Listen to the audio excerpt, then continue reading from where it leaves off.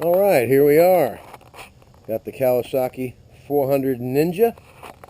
We also have the new installation of the Tutoro chain oiler.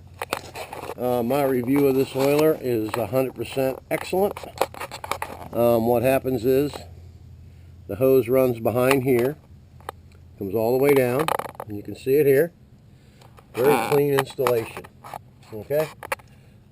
Now down here is the new product, which is this thing here. It's called the shark fin. What happens is your tube with your wire comes in here, so it bends around, and you can put a tie here and a tie here to hold the hose. Now I just did 100 miles, and this thing is perfect. Staying right here, and it's oiling the chain nicely. As you can see, a nice coat of oil on this chain. Anyway, I have the nozzle open about a quarter of the way. So mine's about 5 years old, so I only need a quarter crack.